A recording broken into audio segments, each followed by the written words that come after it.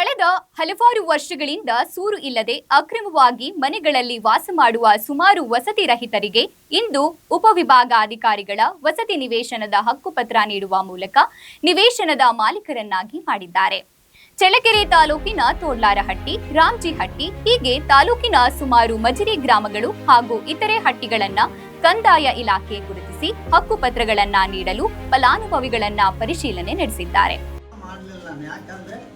ಕರೆ ಕಳಿಸ್ತಾರ ಅಂತ ನಾನು ಸುಮ್ಮನೆ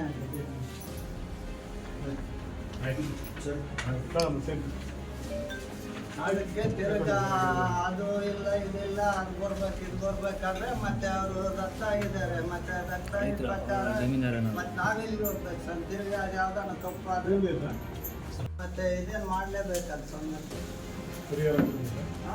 ಮತ್ತೆ ಇವಾಗ ಅದು ಇಲ್ಲ ಇದು ಇಲ್ಲ ಅಂದ್ರೆ ಬೇರೆ ಮಳೆ ಏನೂ ಇಲ್ಲ. ಮತ್ತೆ ಅದ್ರಾಗ ಮತ್ತೆ ಇದೇನು ಮಾಡಿದ್ರೆ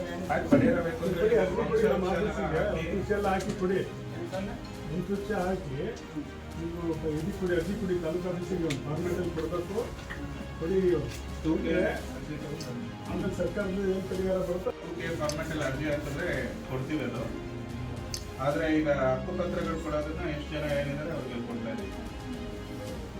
ಅದು ಒಂದು ಸಮಯ ಇವಾಗ ಹಕ್ಕುಪತ್ರ ಕೊಡ್ಲಿಕ್ಕೆ ಅದು ತಿರುಗಿ ಏನಾನ ಪ್ರಾಬ್ಲಮ್ ಆದ್ರೆ ಅವಾಗ ನಾವೇನು ಮಾಡ್ಬೇಕು?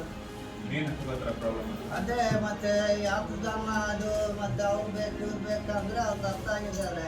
ದತ್ತಾಗಿದ್ದ ಪ್ರಕಾರ ನಾವಿಲ್ಲಿ ತಂದು ಕೊಡೋಣ.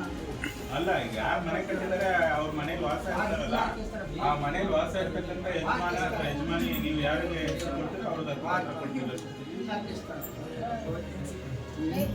ಇನ್ನು ಜಿಲ್ಲಾ ಉಪವಿಭಾಗಾಧಿಕಾರಿಗಳಾದ ಕಾರ್ತಿಕ್, ತಹಶೀಲ್ದಾರ್ ಎನ್ ಪಾಷಾ, ಕಂದಾಯ ಅಧಿಕಾರಿ ಲಿಂಗೇಗೌಡ, ಛಾಯಾಪತಿ, ಗ್ರಾಮ ಲೆಕ್ಕಾಧಿಕಾರಿ ಸರಸ್ವತಿ ಹಾಗೂ ಫಲಾನುಭವಿಗಳು ಇದ್ರು.